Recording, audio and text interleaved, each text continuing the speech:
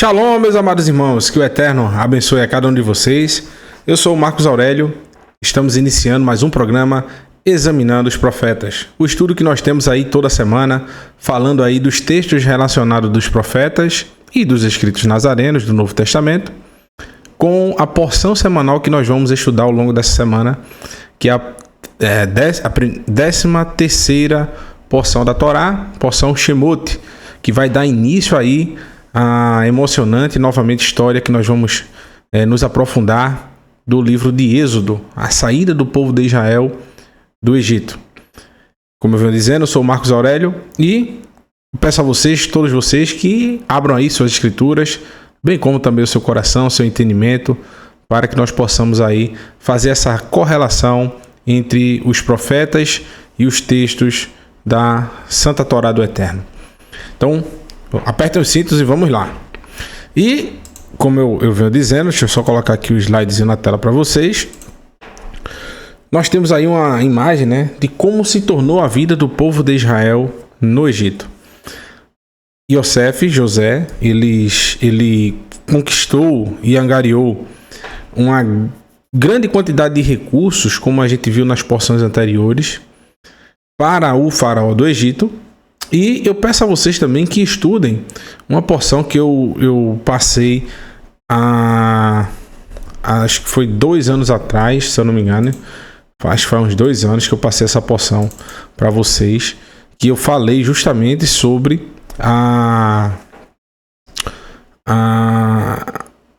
o governo Ixo que houve no Egito, né? Na porção Vairá, há 2 anos atrás. Se vocês tiverem um tempinho, vai ser bem interessante, que é uma história paralela, eu posso dizer assim, uma outra versão de quem era o faraó no tempo de José, quem era o faraó no tempo de Moshe. Porque é uma incoerência muito grande. Os faraós, geralmente do Egito, eles não permitiam nenhum traço de estrangeiro que não tivesse o sangue genuíno para estar ali entre o clero do seu reino. Imagine um estrangeiro se tornar governador de todo o Egito.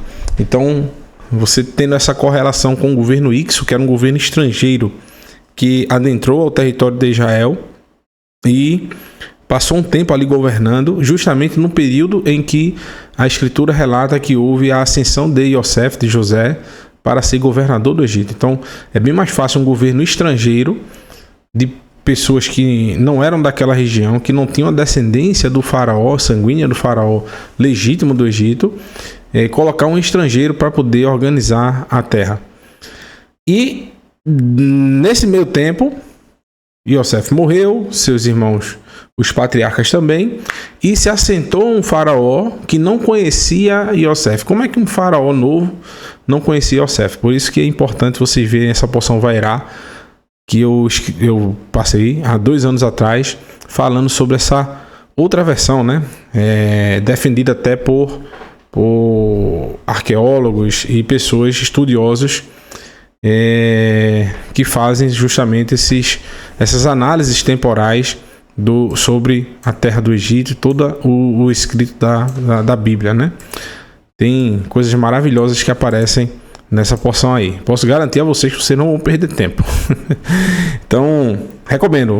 Vou ver se eu deixo no link aqui a porção Vairá, que eu passei há 2 anos atrás. Beleza? Então, voltando aqui aos slides, né? Deixa eu só colocar aqui de novo.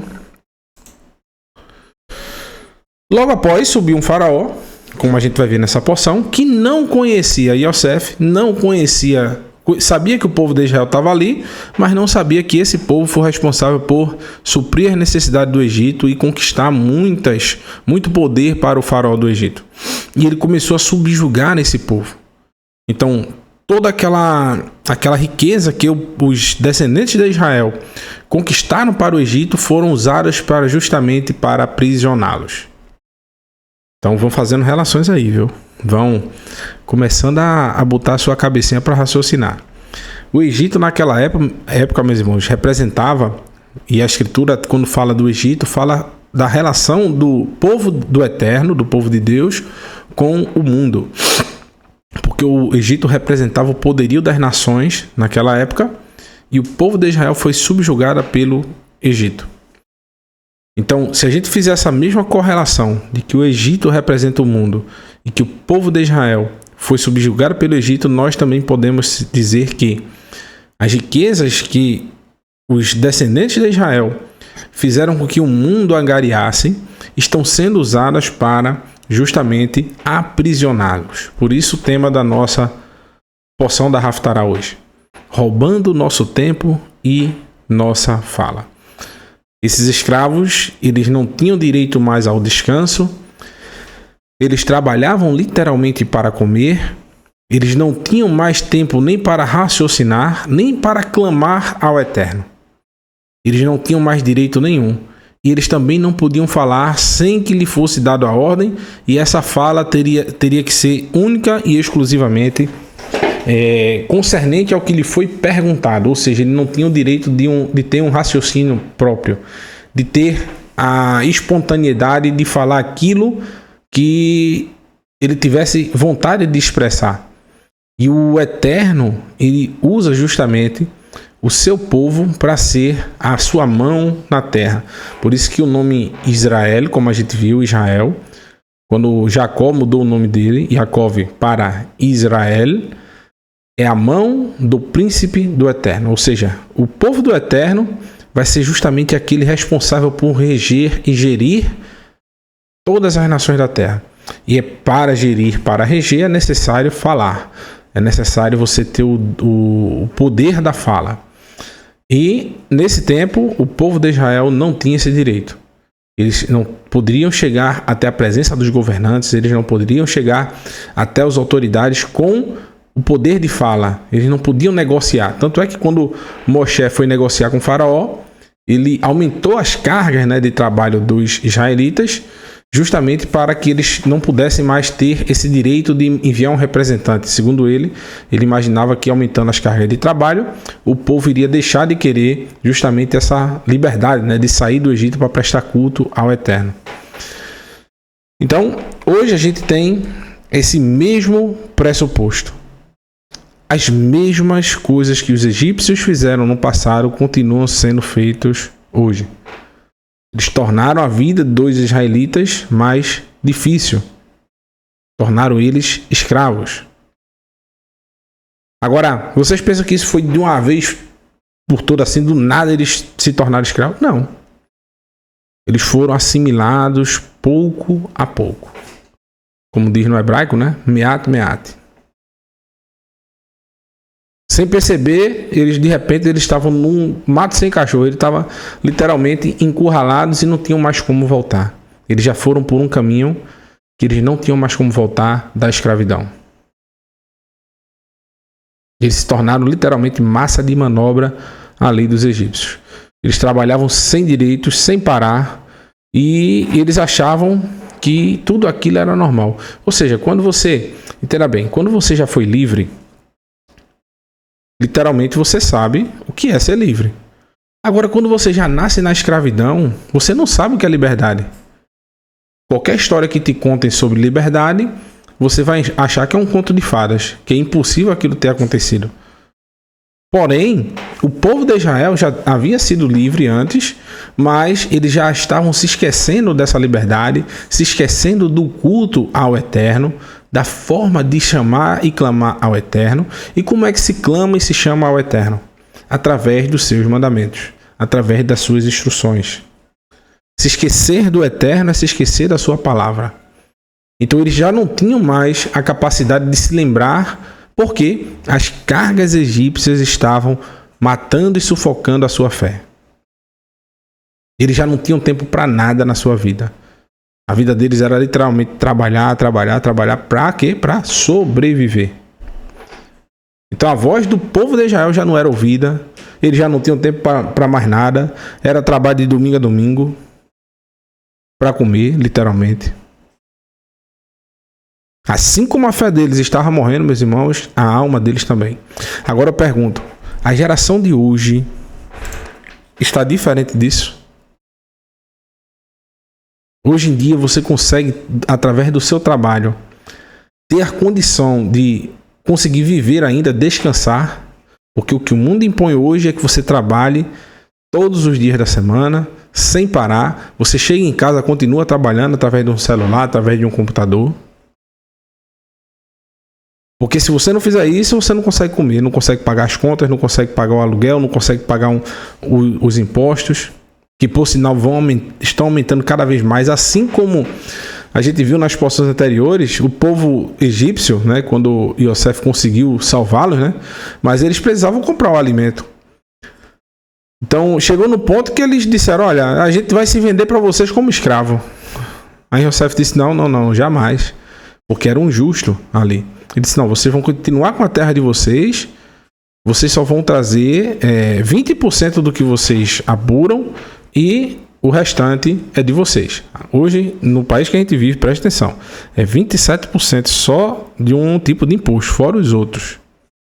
Então, se a gente se acha, meus irmãos, mais livre do que o povo de Israel que estava lá no Egito, só não veio o chicote ainda. O chicote ainda não veio. Mas as cargas tributárias já são maiores. Então só tá faltando o chicote. Vou até falar baixo para que ninguém ouça e de repente vinha. Eita, ó. Aqui. Esse aqui não é um chicote, não, mas a vara para. Olha, meu gato já tá escutando. Só tá faltando pouco para a gente levar a chicotada. Mas os impostos já estão maiores do que os egípcios. Porque existia a doutrina, né, e o pensamento de 1/5, né? 1/5 do que eles ganhassem seria justamente repassado para os egípcios, né? Mas agora, aqui no nosso país é muito mais do que isso. E outras nações também, não fica só, como é que eu posso dizer, fechado só para o Brasil, né? Mas todas as nações estão com essas, com as populações, né? Então, hoje, se a gente não clamar por justiça, não clamar literalmente por um libertador, a gente está na mesma condição desses israelitas aí, que não tinham mais a compreensão que poderiam ser salvos. Eles já não tinham mais esperança. Então a nossa esperança não está em governante humano, não. Não é trocando de um governante para o outro que vai resolver nossa situação, não. Quando você está... É como se você tivesse... Imagine. Você está ali recebendo chicotada. Ah, se mudasse outro faraó, ele poderia ser mais bonzinho. Mudar de governante nos países que existem hoje na Terra é só a mudança de faraó. Todos eles vão continuar oprimindo e castigando o povo. Uns mais, outros menos. Mas o nosso clamor deve ser de justamente que o Eterno envie o seu libertador. E quem é esse libertador, meus irmãos? A volta do nosso mestre Yeshua. Esse sim vai trazer um governo justo, que não passará e que literalmente não nos fará como escravos, e sim como servos. Porque o servo, ele tem espaço na casa do seu senhor, mas o escravo não. E ele, além disso, né, ele não considera nem a gente como servo, considera como familiares, não é isso? E no livro de Shemot, Êxodo, no capítulo 1, versículo 11, diz o seguinte: Vá Yashmu alaiv sarei misim la le ma'am anoto be sivolotam va yavem arei mis kenot le faraó et pitom et Ramsés. Por isso impuseram-lhes capatazes para oprimi-los com trabalhos forçados. E eles construíram para o faraó cidades, armazéns, Pitom e Ramsés. No estudo que nós fizemos na porção, eu explico sobre isso aí. Porém, observe um detalhe. O que é que eu quero trazer aqui para vocês? Porque eu escolhi esse texto para a gente começar. Eles foram colocados sobre o povo esses capatazes para oprimi-los e obrigá-los a fazer trabalhos forçados.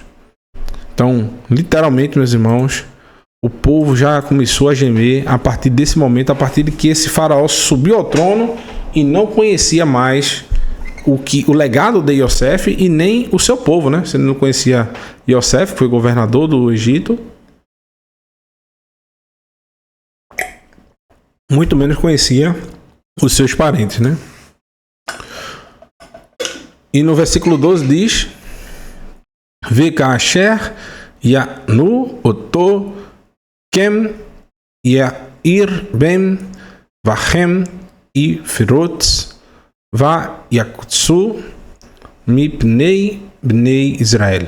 Contudo, quanto mais os egípcios os oprimiam, mais eles se multiplicavam e cresciam, até que ficaram com medo do povo de Israel. Então, assim como aconteceu com os egípcios, a gente vê isso acontecendo também com os romanos, em duas situações, né? Principalmente quando os discípulos de Yeshua, após a sua ressurreição, eles começaram a se multiplicar e 321 anos depois, o imperador romano decide mudar justamente a religião oficial romana. Ele deixa de praticar o mitraísmo, que era o culto ao Deus Sol, e ele incorpora a religião nova que estava se formando, cristã, que era uma divisão entre os que estavam servindo ao Messias Yeshua, oriundos da Grécia, que eles colocaram seu nome como cristianos, que é justamente ungidos, e houve uma divisão entre eles e os netzarim, os nazarenos, que eram justamente os remanescentes e discípulos dos emissários, dos apóstolos, que continuavam guardando a Torá e os ensinamentos de Yeshua. Só que foram subindo ao poder pessoas oriundas da Grécia que começaram a se desvincular desse grupo dos emissários. Isso aí vocês podem acompanhar justamente com o estudo do Moreh Haimson de Atos dos Apóstolos. Porém, o imperador Constantino, ele foi e ele sentiu medo, né, dessa levada grande, dessa quantidade enorme de pessoas que estavam se identificando com os ensinamentos do cristianismo, em tese, e alterou vários mandamentos, né, inclusive o do Shabat, e adotou essa religião nova como a religião oficial romana, e aí sim começando a perseguir os netzarim, os nazarenos, desencadeando literalmente uma apostasia enorme dos ensinamentos verdadeiros que Yeshua deixou na terra. Isso é um tema para outro momento, mas essa opressão dos governos totalitários que literalmente querem destruir o legado verdadeiro do Eterno sempre existiu e sempre existirá. Então eles ficaram com medo, né, pela quantidade de pessoas que estavam que crescia, né, do povo de Israel. E a servidão fizeram os egípcios, filhos de Israel, com rigor. Então eles começaram além de criar capatazes, eles começaram ainda a cercar mais, porque eles se multiplicavam muito, eles começaram a impor ainda mais as cargas, né, tornando-lhes a vida amarga com o trabalho árduo, procurar argila, fazer tijolos, todo tipo de trabalho do campo. Em todo esse trabalho duro não foram misericordiosos com eles. Então imagine, meus irmãos, você que serve ao único verdadeiro Elohim, trabalhar procurando argila, fazendo tijolos para os monumentos dos pagãos, monumentos que louvavam os próprios faraós e literalmente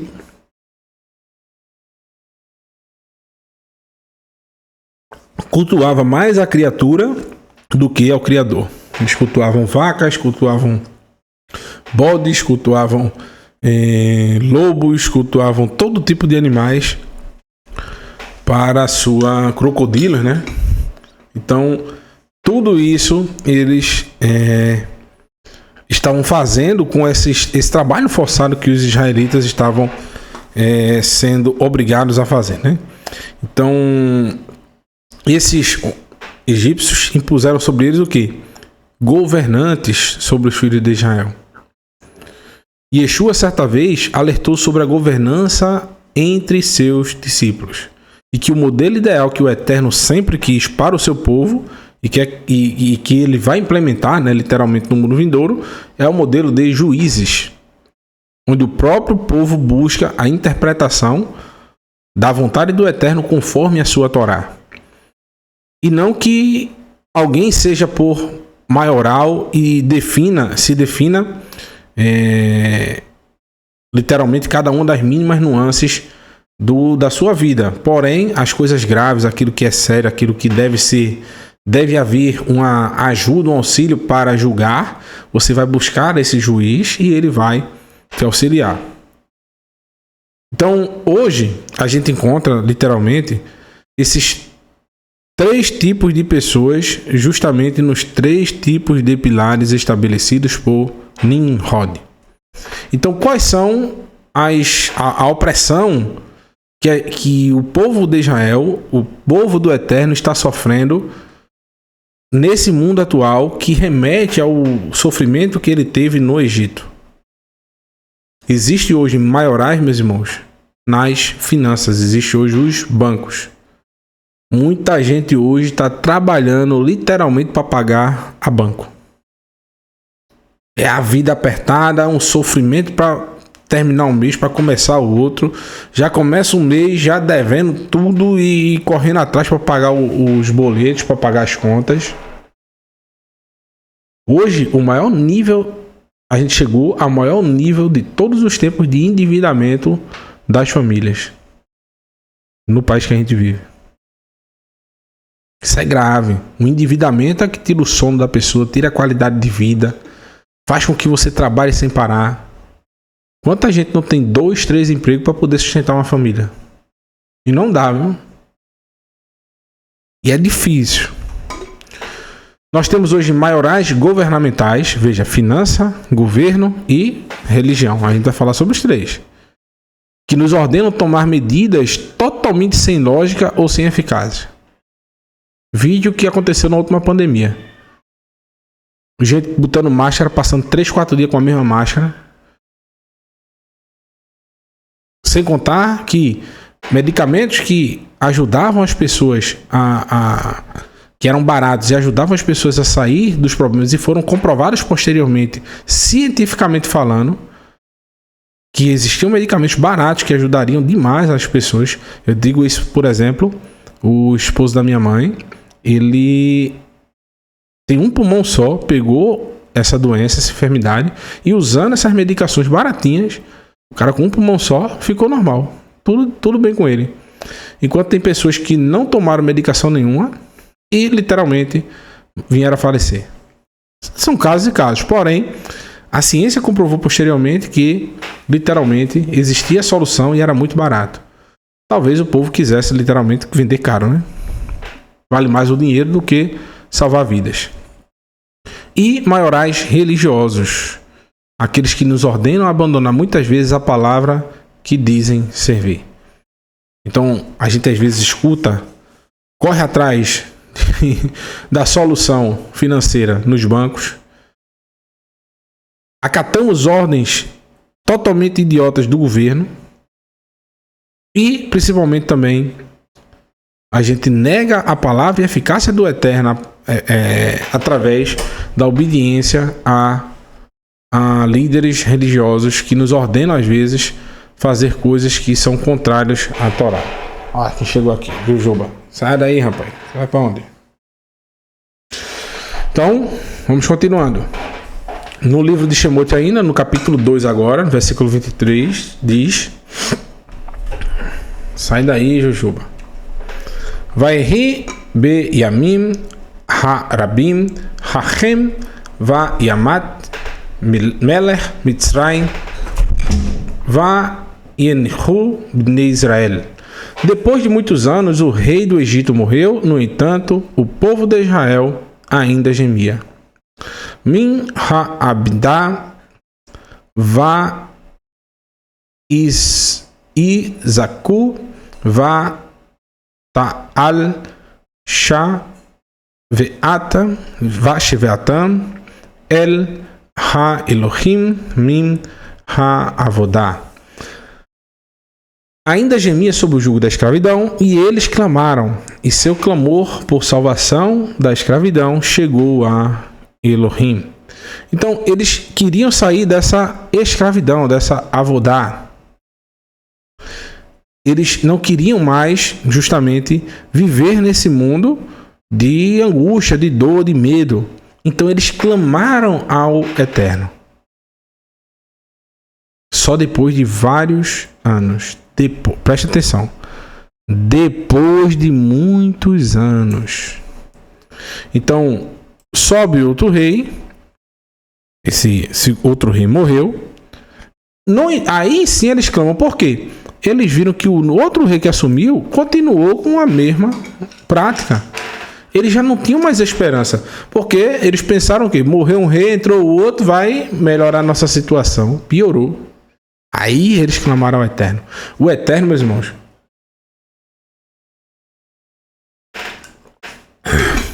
ele só vai agir quando nós não tivermos mais esperança, não tivermos mais solução. A gente já tentou de tudo e não conseguimos.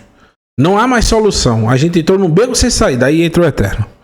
Mas enquanto você tiver forças, você tiver condições de lutar, é você que tem que fazer, não é para você ficar dormindo. Mas nesse caso aqui, ele já estava há muitos anos. Só que eles tinham a esperança de quê? De que após a morte desse rei do Egito aqui, o próximo rei que entrasse iria ser benevolente. Mas ele não foi. Por quê? Como eu disse, na porção que eu estudei há 2 anos atrás, que eu ensinei, esse faraó que, após a morte desse faraó, quem deveria entrar era Moshe como faraó. Mas ele tinha fugido. Porque ele matou um egípcio. E existiu um complô para matá-lo, literalmente. Só estava esperando o pezinho ali, só esperando a oportunidade, né? E ele deu essa oportunidade, então, com certeza, ele deveria ser morto. Para que outro assumisse, o outro faraó que assumiu, justamente foi esse aí que continuou com a perseguição ao povo de Israel.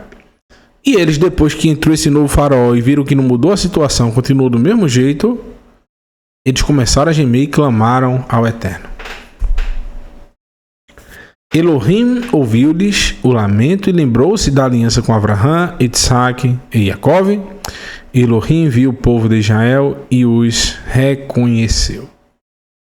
Que nós possamos ser reconhecidos pelo Eterno, meus irmãos. Através de quê? Desse clamor, dessa lembrança que nós estamos fazendo dos nossos antepassados, Abraão, Isaac e Jacó. Porque o Eterno, o texto fala que o Eterno, ele reconheceu, e dá, a palavra vem justamente da palavra conhecer, conheceu o povo de Israel. Porque quando eles começaram a praticar as atitudes de Abraão, Isaac e Jacó, a aliança que o Eterno tem com esses antepassados. E Yeshua certa vez disse: se vocês fossem filhos de Abraão, fariam as obras de Abraão. Talvez esse povo havia esquecido as obras de Abraão, de Isaac e Jacó. Abraão, Isaac e Jacó. Mas eles começaram a praticar novamente, começaram a buscar praticar, apesar de estarem subjugados, apesar de estarem sofrendo, eles começaram a se lembrar e querer novamente praticar essas obras para que o Eterno tivesse compaixão e misericórdia deles, e foi isso que aconteceu. Então, o Eterno só vai lembrar do seu povo quando você estiver de todo o coração buscando essa aliança. A aliança de Abraão, Isaac e Jacó, que é a prática dos mandamentos da Torá. Chegando ao livro do profeta Irmiyahu, Jeremias, no capítulo 1, versículo 4, diz o seguinte: Vaihi davar Adonai Elai lemor. Eis a palavra de Adonai que veio a mim.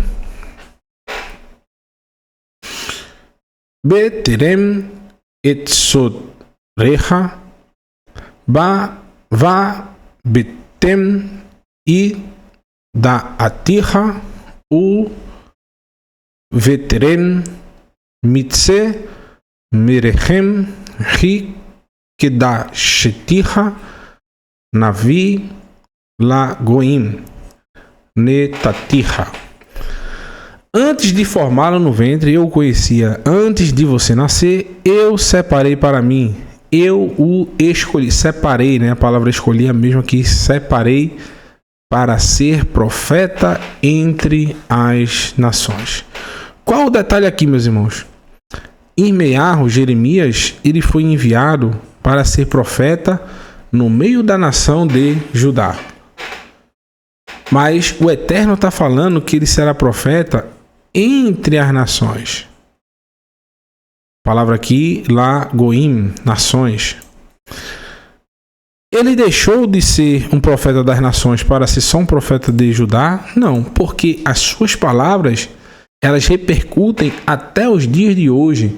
E entre as nações, como nós estamos hoje, nós escutamos a sua mensagem. Já no tempo dele, ele foi reconhecido como profeta até pelo rei da Babilônia, Nabucodonosor. Conhecia ele como profeta, tanto que ele mandou deixar ele em paz. Porque ele não se rendia, ele não deixou sua voz ser calada, nem o seu templo ser roubado pelos reis de Israel que estavam agindo de forma ímpia. Ele sofreu, foi jogado num poço, numa cisterna, foi preso, apanhou, mas não deixou de enviar a mensagem do Eterno. Por isso que ele reluta, assim como Moisés. Moisés não queria ir ser esse libertador do povo de Israel. Ele relutou. Se vocês olharem aí na porção, né, no capítulo 3, vocês vão ver Moisés relutando várias vezes até chegar ao ponto do Eterno se irritar, porque Moisés não se sentia capaz de ser esse portador dessa mensagem. Ele falava que tinha até a língua presa, que não conseguia falar direito. Mas o Eterno vai nos dar a oportunidade certa, vai nos trazer todas as condições para que nós falemos a sua palavra. E todo chamado, todos nós temos esse chamado. Alguns mais, outros menos, mas cada um, como Yeshua fala das parábolas do talento, né? A um dá 5 talentos, a outro dá 3, a outro dá 1 talento, mas ele quer que todos multipliquem. Ou seja, mesmo que você não seja um excelente orador, às vezes você vai conseguir conquistar as pessoas para a verdade através das suas atitudes, da sua forma de viver. No versículo 6 diz: eu disse, Adonai Elohim, nem sequer sei falar, sou apenas uma criança. Então, todos nós temos a nossa relutância, né? No caso aqui do profeta, ele ainda era novo, né? Jovem. Ele disse, olha, Senhor, eu sou uma criança, quem vai me ouvir, né? Quem vai dar ouvidos às minhas palavras? Quem vai escutar uma criança que tem a missão justamente de falar para os reis de Israel? Então, todos que recebem o chamado do Eterno sentem-se inábeis de ser seu representante. Imagine você receber a missão de ser representante de sua turma da escola, né, por exemplo, em uma palestra em outra escola. Isso já é uma grande responsabilidade. Agora entenda o temor de ser enviado do Eterno para levar uma mensagem de exortação do Criador, o Rei de todo o universo. Inclusive, essa mensagem muitas vezes eram direcionadas a homens que detinham o poder de nações. E o Eterno utiliza pessoas que, aos olhos de muitos, não tinham a capacidade alguma de exercer tal função. Moshe, um homem que deveria ser o faraó, mas que fugiu e se tornou um pastor de ovelhas. Jeremias e Irmiarro eram uma criança. E Yeshua, um mestre da Torá, oriundo da Galileia. Shimon Kefa, um pescador. Shaul, um parush perseguidor.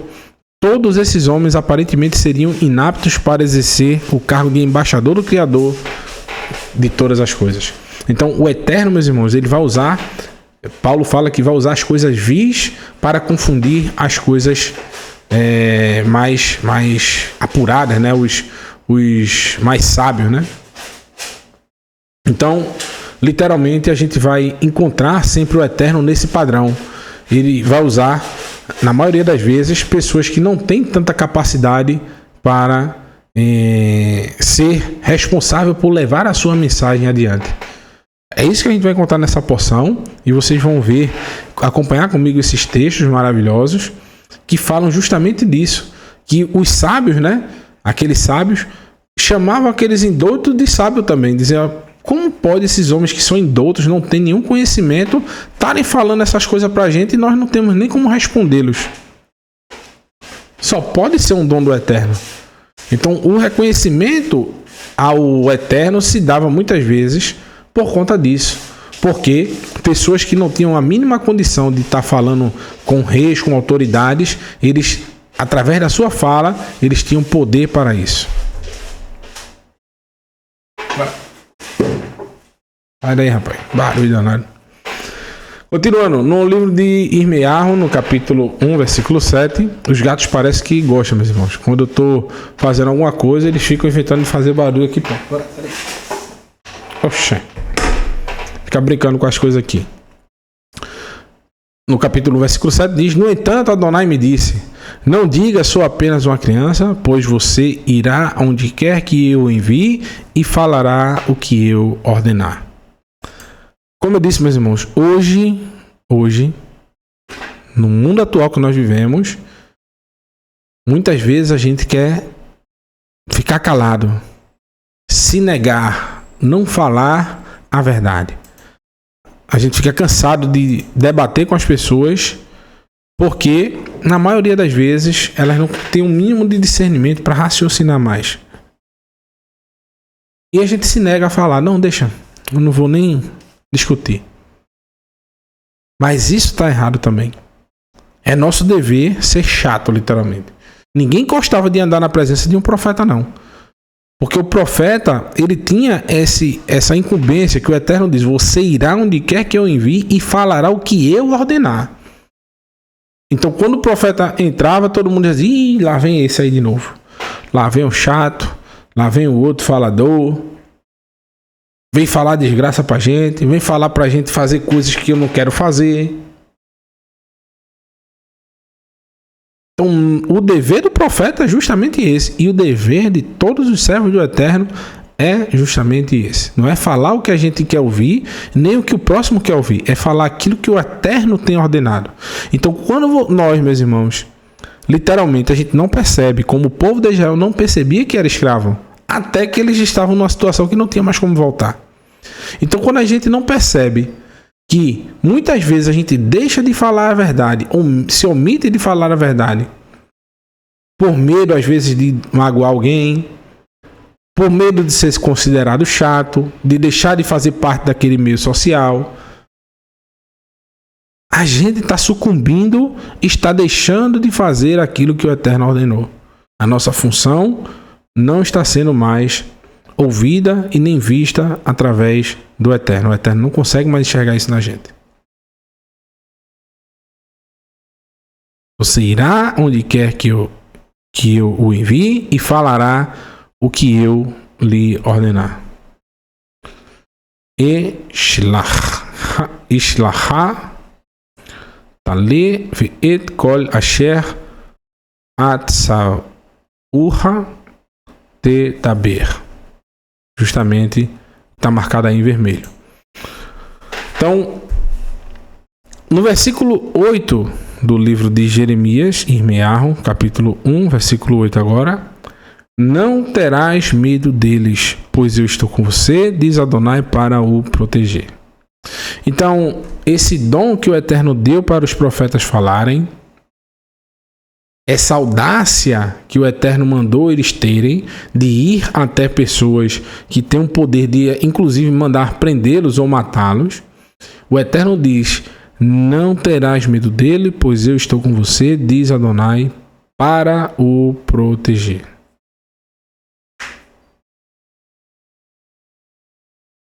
Quanto de nós acreditamos nessa mensagem que foi dada ao profeta? Aí muitos vão de pensar: meu irmão, mas isso foi dito ao profeta Irmearro, ao profeta Jeremias. No livro de Mateus, a gente encontra Yeshua dando essa mesma ordem aos seus discípulos, e depois Yeshua diz: ide, lá no capítulo 28, e fazei discípulos entre as nações, e pregai as boas novas Ide pregar as boas novas e fazei discípulos. Ou seja, nós devemos ser os discípulos dos discípulos de Yeshua, dos emissários de Yeshua, que não tinham papas na língua, que é o que a gente vai ver. Eles não mais se omitiam de falar, inclusive sendo colocados contra a parede, pressionados, com risco de morrer. Então essa missão, o Eterno não deixou de estar com ninguém que leve a sua mensagem adiante. Ah, mas eu não escutei a voz do Eterno. Não tive um sonho de revelação. Você tem a Torá e os profetas, meu amigo. A profecia não tem mais nada novo, não. A profecia agora é justamente falar sobre a Escritura, sobre aquilo que o Eterno já deixou para nós como um guia. Não tem mais profecia nova. Você que fica aí dizendo muitas vezes, né, pensando, ah, mas eu ouço Deus falar comigo, eu ouço o Eterno falar com você. Pode ser que ele fale realmente, não estou dizendo que não seja não. Mas se ele está falando contigo, é te mandando retornar para a sua palavra. Não pense que o Eterno vai te falar alguma coisa que é justamente para você desobedecer a sua palavra. Desobedecer os seus mandamentos. Quem está falando com você não é o Eterno. Do mesmo jeito que o Eterno fala no ouvido, Satanás também falava.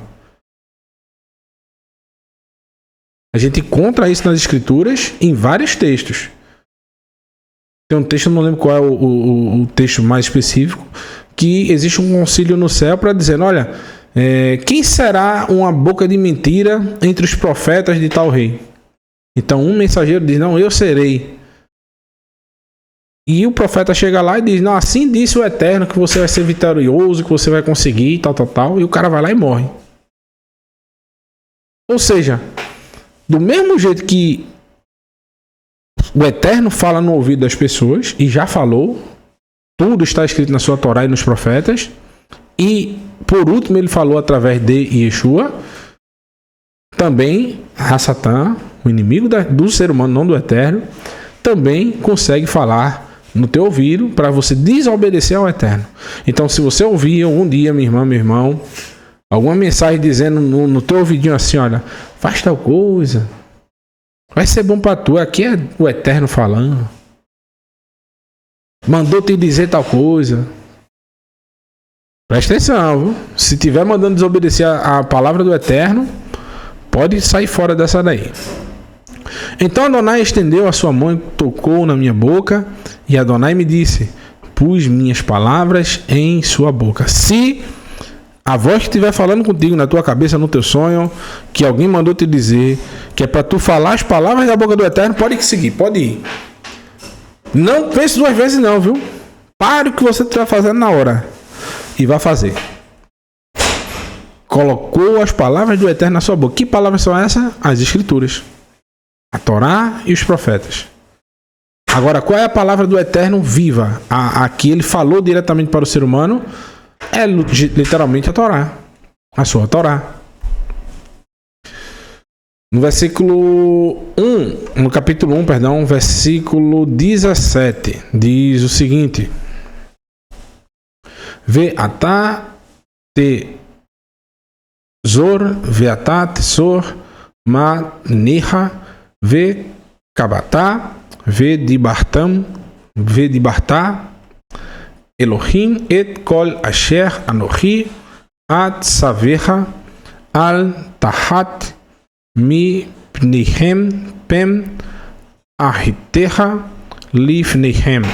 No entanto, vista-se para a ação, levante-se e diga tudo o que eu mandar dizer, ou eu farei sucumbir diante deles. Então, todos nós, meus irmãos, se a gente tem esse encargo, nós quando passamos a dizermos filhos do Eterno, a gente tem esse encargo de dizer as palavras do Eterno nas mais variadas situações.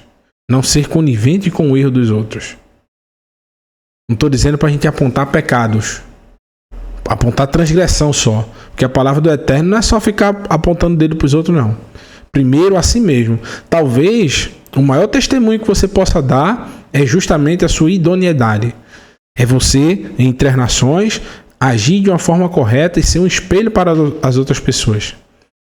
para que até as pessoas que não querem saber do eterno consigam enxergar em você um exemplo de ser humano e queiram seguir o que você segue indiretamente, às vezes até odiando. Tem pessoas que odeiam o eterno, mas querem viver de uma forma justa por causa do exemplo de pessoas que servem ao eterno. Tem gente que diz, olha, eu não gosto, não acredito em nenhum Deus, não acredito em nenhum Elohim, não acredito que exista um ser supremo, mas às vezes tomam atitudes justas por causa do testemunho de alguém que serve ao eterno. E indiretamente, elas estão servindo ao eterno mesmo sem saber. Evidentemente, não estou dizendo aqui que sem amor tem como agradar ao eterno, não. Mas o que eu estou explicando é que você pode tornar o mundo mais justo até indiretamente, através dos seus exemplos. Esse é o principal. Se alguém vai te dar a oportunidade de você corrigir mais alguma ação, mostrando através da escritura, amém. Baruch Hashem. Porém, na maioria das vezes, você vai conseguir. Isso eu digo por experiência própria. A minha própria esposa estava comentando ontem com a irmã que ela só se sentiu à vontade para também guardar o Shabat, não comer alimentos impuros e começar a viver uma vida mais justa diante do Eterno, a partir do momento que eu disse não para ela, que eu não faria nada disso, que não importa o que ela dissesse, que eu não iria descumprir a vontade do Eterno para obedecer à vontade dela. Aí sim ela começou a notar a seriedade em mim. Mas enquanto eu dizia que guardava o Shabat, mas quando ela pedia para comprar alguma coisa, eu ia lá e comprava. Enquanto eu dizia que eu não comia porco, mas eu comprava porco para ela comer, que ela pedia, e eu ia lá e comprava, para não desagradá-la, né? Eu não comia, mas ela queria, ficava me enchendo a cabeça. Vocês sabem. Alô! Vocês sabem como é que a mulher consegue tirar o juízo do ser humano, do homem, né? Então ela ficava ali, olha, pedia, disse, tá, eu vou comprar, toma, vá-se embora. No dia de Shabat eu saía para comprar salaminho, ela gostava desse negócio. Até que um dia eu disse, olha, só se, eu disse para ela, não entendia nem o nome do original, né, de Yeshua, eu disse, só se Jesus aparecer na minha frente aqui e disser, meu filho, vá comprar salaminho para sua esposa, aí eu vou.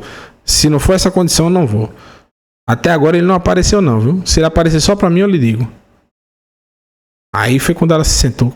Que história é essa de sábado? Por que você não quer comer? Por que isso? Aí eu fui na escritura mostrar para ela.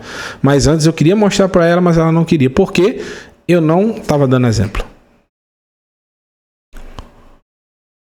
Portanto, cuidado. Não siga os meus conselhos. Não sei se vai dar certo com todos vocês não, viu? Comigo eu estou dizendo que só deu certo assim. Mas se sua esposa estiver lhe aperreando aí, eu acho bom você atender a vontade dela por enquanto, viu? Até que ela... Não sei se o remédio funciona para todas, não. Pelo menos a minha funcionou assim. Pois hoje, como você vê, eu coloquei como uma cidade fortificada, um pilar de ferro, uma parede de bronze contra toda a terra, contra os reis de Yehudá, contra seus príncipes, contra os Kohanim e contra o povo da terra. Então preste atenção, meus irmãos. Contra os reis, contra os príncipes, contra... Os príncipes são os governantes, né? Tipo um prefeito, um regente, um secretário, o que quer que seja. Além dos reis, são esses sub-reis aí, né? Que ficavam com outras funções. Os Kohanim, os sacerdotes, que tinham muita influência e principalmente contra o povo. Então... Afinal, a quem o profeta iria atingir? Todas as classes sociais. A quem o profeta serve? A quem nós servimos? Ao Eterno. Então, nenhuma circunstância, nenhuma autoridade, nem mesmo o povo pode estar acima da vontade do Eterno. Então, nós não podemos mudar o nosso discurso por amizades do povão, daqueles que estão à nossa volta. Nem por pessoas que têm um cargo mais elevado, líderes religiosos. A gente também não pode mudar por causa de um governante da terra, nem principalmente por causa dos reis na terra. Todas as classes, todo o povo, todas as pessoas que fazem parte do teu convívio têm que saber do teu posicionamento e que a tua palavra é inalterável, porque tua palavra é a palavra que foi dita há mais de 3.000 anos atrás nas Escrituras. Assim, no versículo 19 diz: eles lutarão contra você, não é ao favor. Não pense que quando você... Por isso que Yeshua diz, meus irmãos, que quando vocês estiverem falando minhas palavras, o mundo vos odiará. Benditos sois vós quando todos falarem mal de vós, acerca de vós, por causa do meu nome. Por causa do nome de Yeshua, não, por causa da sua doutrina. O nome quer dizer doutrina.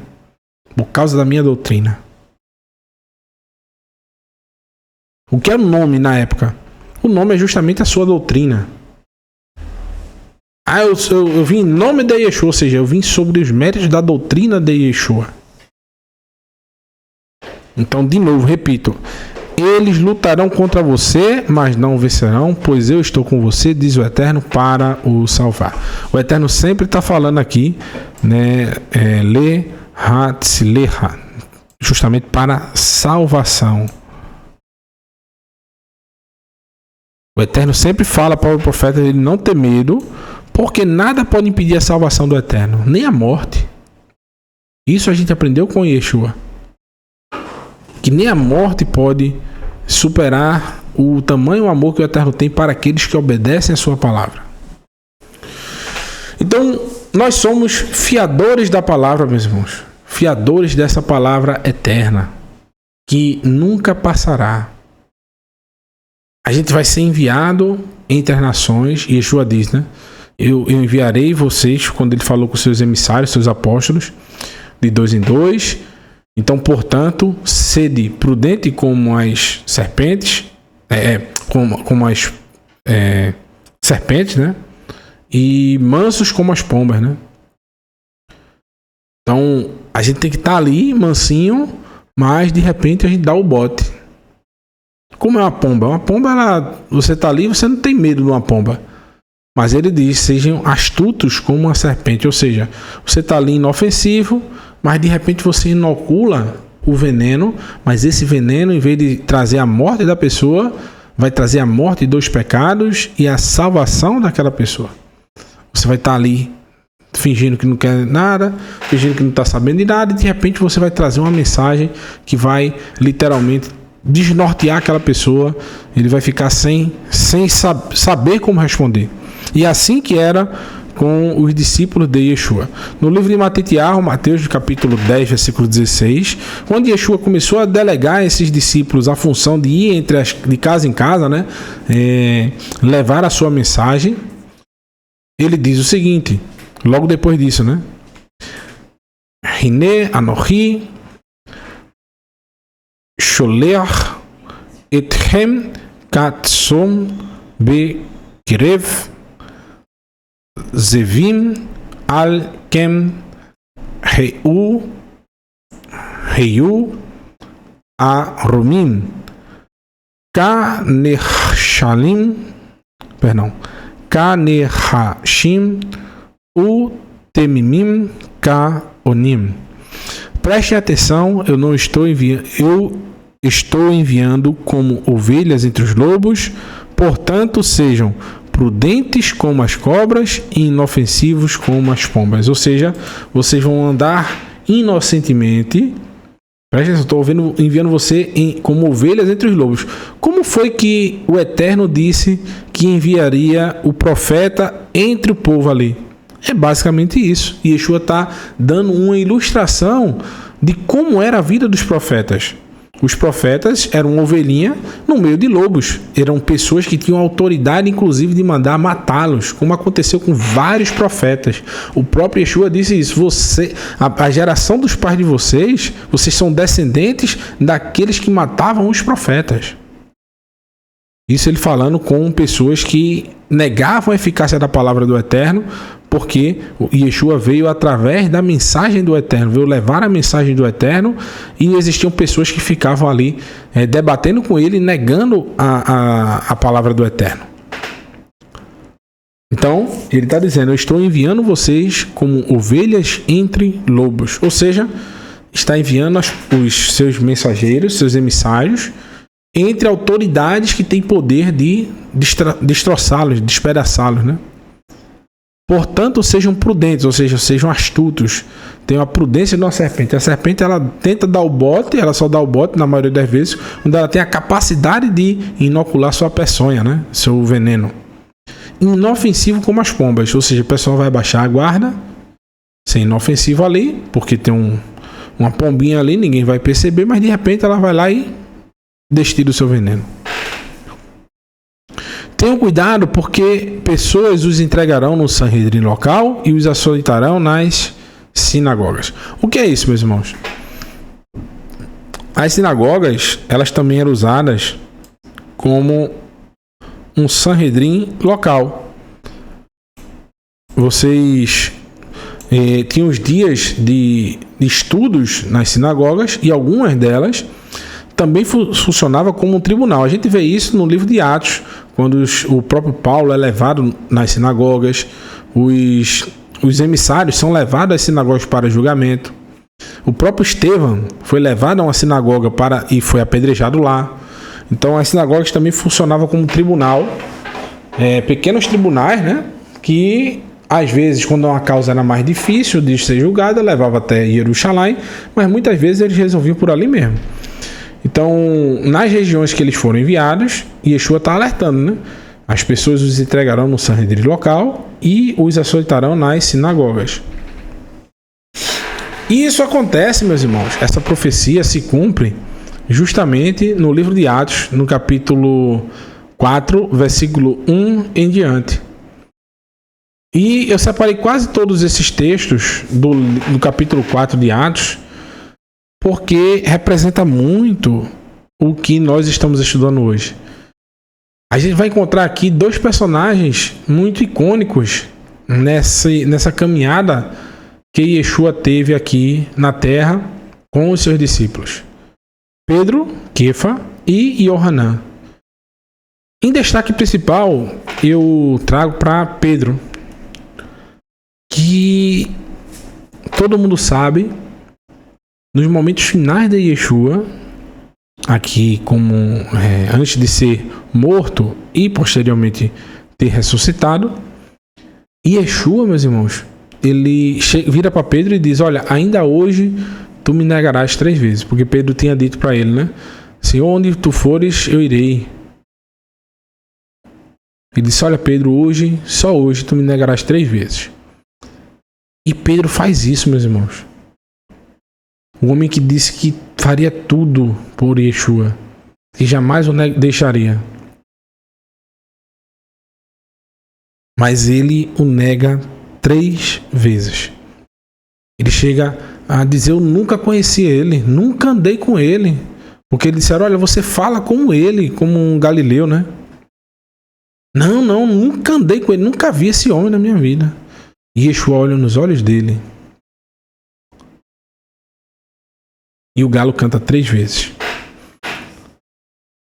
Porém, esse homem que teve medo da morte, porque Yeshua estava sendo levado justamente para ser julgado pelos grandes, né, pelo Sanhedrin, pelos 70, né, mas não tinha todos aqueles homens ali. Ele foi levado de madrugada, num julgamento totalmente forjado, por alguns que tinham essa vontade de matá-lo. E Pedro teve medo da morte diante de autoridades. Porém, a gente vai ver agora, ele já não tem mais medo da morte, pouco tempo depois. Por que isso, meus irmãos? No livro de João, capítulo 14, Yeshua fala especificamente disso. Que depois da sua morte, o Eterno enviará o mover de santidade, que é um consolador, que a partir disso, esses discípulos terão uma nova vida, uma nova experiência com o Eterno. E que consolador é esse, meus irmãos? Que mover é esse de consolo? É de que mesmo que a pessoa morra, ele tem a vida eterna, ou seja, eles tinham a comprovação, a eficácia da palavra, eles tinham visto aquilo que ninguém jamais havia visto, uma certeza absoluta de que se a gente estiver em obediência total ao Eterno, mesmo que nós morramos, nós vamos ser ressuscitados pelo Eterno. Esse é o espírito de consolo do Eterno. Yeshua é o nosso espírito, nosso mover de consolo. Nós sabemos que se a gente estiver em obediência e não negar a sua palavra, observe que a salvação, como a gente viu lá com o profeta Jeremias, está condicionada ao quê? A falar exatamente as palavras do Eterno e não as nossas próprias palavras. Não ter medo do julgamento alheio, nem das autoridades que possam vir a nos prejudicar por estarmos servindo ao Eterno. Então tá aí os dois na frente desses anciões que nessa ilustração aparece aí, né? Esses dois estão ali depois de terem curado um homem, né? Há mais de 40 anos paralítico, e simplesmente eles estão sendo julgados por terem feito bem ao próximo. Veja que coisa, meus irmãos.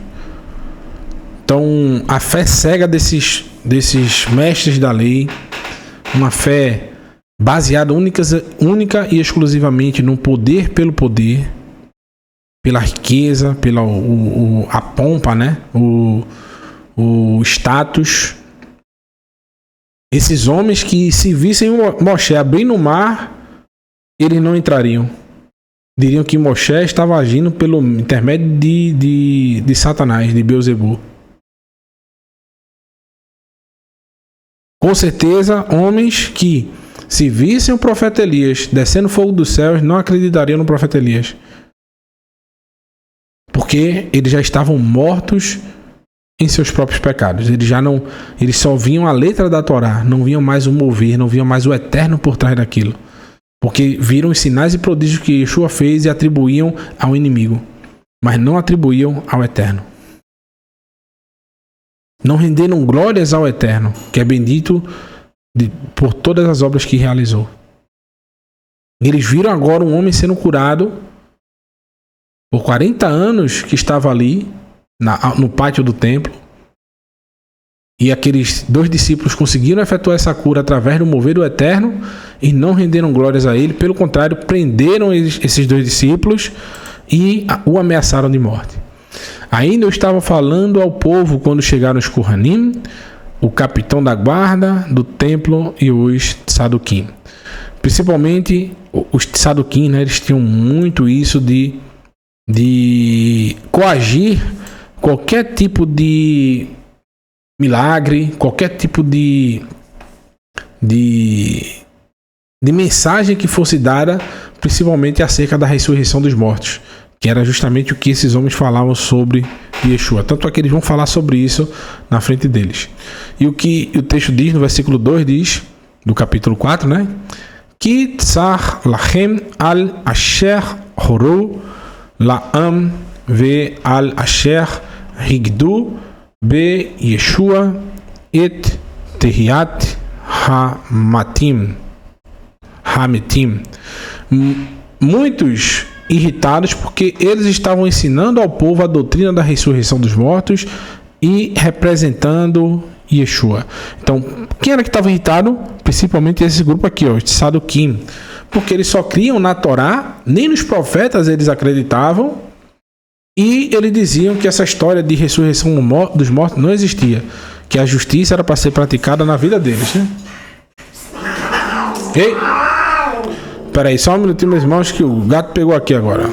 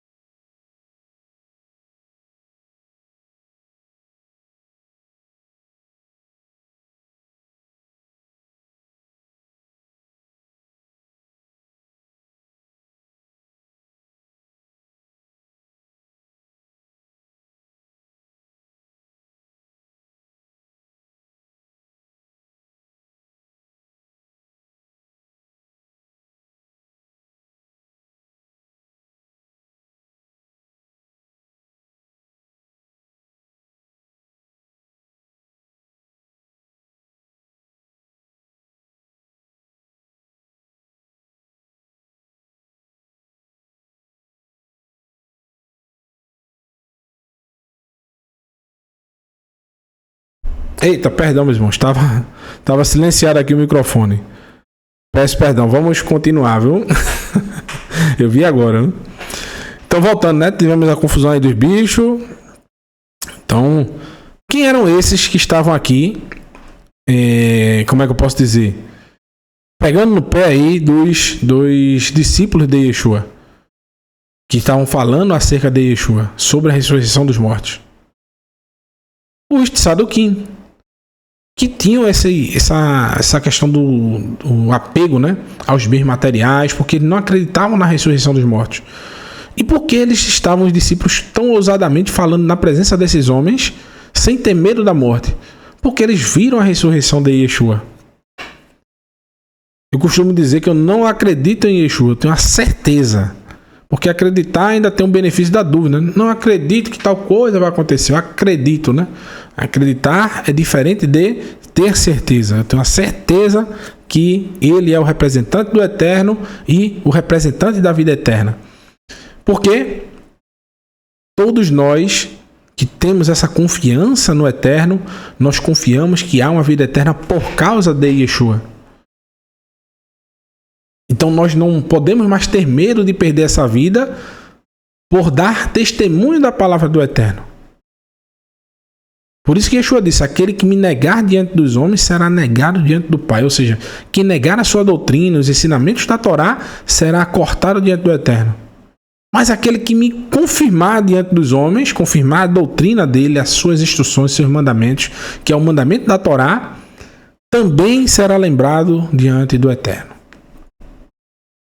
Versículo 3 diz: a guarda do templo os prendeu e, como já estava anoitecendo, colocaram-nos na prisão sob custódia até o dia seguinte. Muitos, porém, dos que ouviram a mensagem confiaram, e apenas o número dos homens chegava a 5.000. Aqui, veja, já tinham 5.000 Yehudim que vieram de Pentecostes e, literalmente, confiaram na mensagem de Yeshua. Agora mais 5.000 Yehudim, 5.000 judeus, que também creram na mensagem de Yeshua. Não tem estrangeiro aqui. Nem Pentecostes, dia de Pentecostes, a festa de Shavuot, não tinha estrangeiro, não tinha gentil lá. Muitas religiões criaram uma doutrina dizendo que a igreja, né, em tese, foi criada em Atos capítulo 2, mas lá só tinha judeu. Lê o texto, todo o texto. E Yehudim de todas as regiões da terra. Então, se a igreja foi criada e só tinha judeu, logo todo mundo é uma coisa só, não é isso? Não existe uma instrução para um e uma instrução para outro. Só a própria doutrina das religiões desbancam a sua própria palavra através das escrituras. Ou seja, você pode usar a própria doutrina das religiões para desbancar a sua própria religião. O fundamento das religiões. No versículo 5 diz: Vaihi mi mahrat va yakhalu ha-sharim ha-sarim ha-zeknim ve ha-soferim be Jerusalém. No dia seguinte, as autoridades do povo, os anciões e os mestres da Torá reuniram-se em Jerusalém. Com Anã, o Kohen Hagadol, Caiafa, Yohanan, Alexandre e outros homens da família do Kohen Hagadol, do sumo sacerdote. Então, esse Anã era o sumo sacerdote. Existia também o Alexandre, né? Como o Moré Felipe falou na festa agora a última festa, esqueci o nome, toda vez eu me esqueço, da dedicação, né? De Hanukkah. Que um dos pedidos de Alexandre Magno é que os descendentes do sumo sacerdote começassem a se chamarem Alexandre, né? E aqui a gente tem uma comprovação histórica disso, né? Então, o Moré Felipe diz sempre, né, que os escritos nazarenos é o maior tesouro judaico de todos os tempos, e é verdade. Porque aqui comprova muitas coisas que o próprio judaísmo, às vezes, não tem como comprovar e a gente consegue encontrar aqui nos escritos nazarenos. Então se juntou ali todo o clero religioso. Agora não é mais responsáveis por julgamentos simples, né? Porque existiam escalas de níveis de juízes. E agora não é mais os simples juízes. Agora vem um sumo sacerdote para julgar um pescador, dois pescadores, né? Duas pessoas do baixo clero do povo. Imagine. Sumo sacerdote e todos os outros homens, os grandes chefes ali do Sanhedrin, para poder fazer o julgamento de Kefa, de Pedro e de Yohanan. Porque eles estão falando da ressurreição do seu mestre. Versículo 7. Mandaram trazer os emissários diante deles e lhes perguntaram: com que poder ou em nome de quem vocês fizeram isso? Quando eles perguntam, toda vez na escritura, meus irmãos, que vocês verem em nome de quem, ou seja, é sobre que doutrina. Porque existia a doutrina, por exemplo, de Shammai e de Hillel. Existiam as escolas e as doutrinas. E eles esperavam que os discípulos dissessem: olha, a gente está aqui sobre a doutrina de Hillel, porque ele fala sobre tal, tal e tal coisa. Sobre essa doutrina, sobre essa escola, em nome de tal mestre. E eles iriam buscando ali mestre após mestre, tipo, tem um mestre chamado Shimon. Aí eles diziam: mas quem é o mestre de Shimon? É fulano, o mestre de fulano é ciclano, o mestre de ciclano é beltrano, e o mestre de beltrano é tal mestre. Pronto, então essa é a escala dos mestres desses homens aqui. Então a partir dessa escala a gente vai julgar eles. Mas eles vêm através de um mestre que diz: quem é o Yeshua? Quando é questionado, sobre que autoridade tu vem? Sobre que nome tu vem? Ele diz: eu venho sob o nome do Eterno, o Criador dos céus e da terra. Essa é a minha autoridade.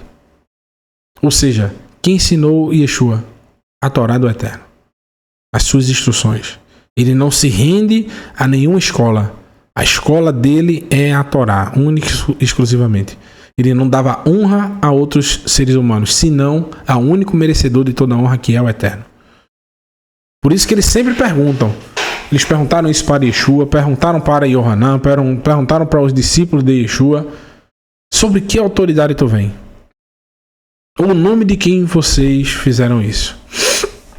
E no versículo 8 do livro de Atos, capítulo 4, diz: E Fetrus Malé Ruach HaKodesh Ana Otam Lemur She Ma'uni Sarei Ha'am Ve Hazekunim.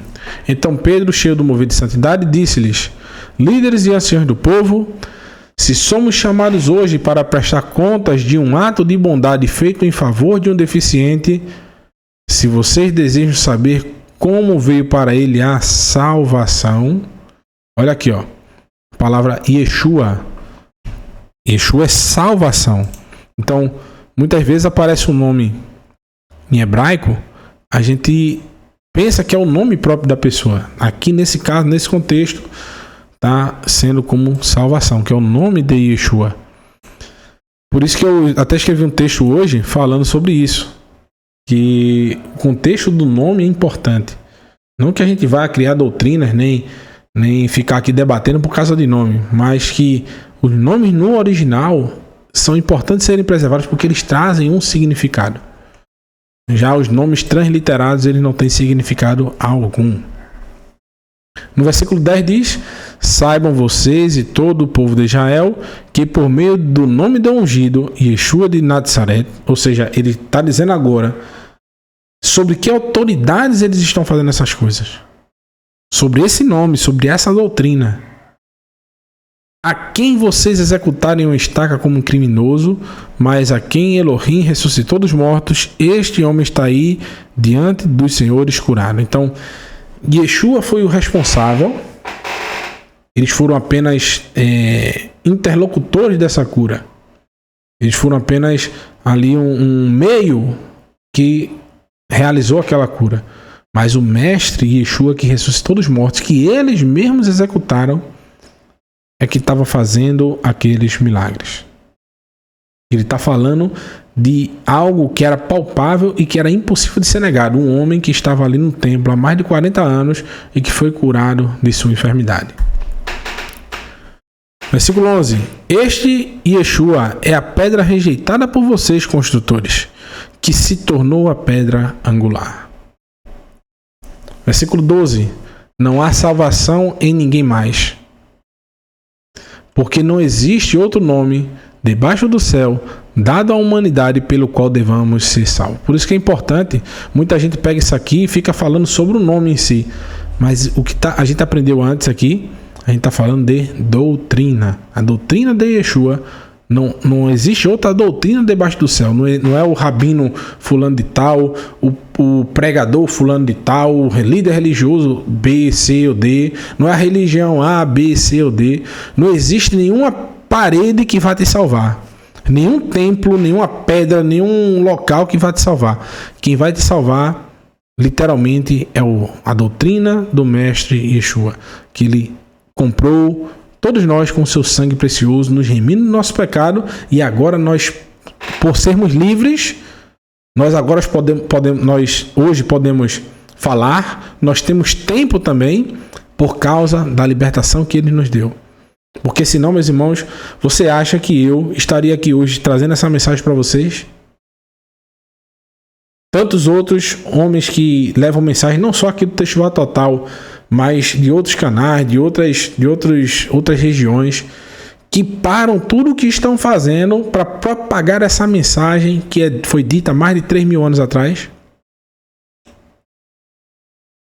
Vocês acham que hoje eu não estaria fazendo outra coisa, perdendo meu tempo e me calando para debaixo desse faraó, que é justamente esse mundo que toma o nosso tempo e toma nosso poder de fala? Todos nós hoje, meu irmão, você que está aí ouvindo, minha irmã, você está renunciando o seu tempo justamente para o mundo. Você está deixando de trabalhar para o mundo e trabalhando para o reino eterno. O que é que te falta falar? Não deixe de falar, não. Porque se você não é escravo do Egito, desse mundo atual, você tem poder de fala. Você tem que falar, embora que sejamos levados a julgamento como esses homens foram. Não podemos temer as consequências. Vayhi kasher ra'u umetz lev. Essa palavra aqui, umetz lev, é justamente o que está marcado aí com ousadia. Tá vendo aí? Ousadia. Umetz lev é bravura de coração. Então, diz o seguinte, Vayhi, e aconteceu, né? Kasher, percebendo, ra'u umetz lev, ou seja, essa ousadia, essa coragem no seu coração. Petrus ve Yohanan vegam re ivnu ki re di otim hem velo milumedei sefer kem tamihu eleihem va ya kirum ki ha'u im Yeshua.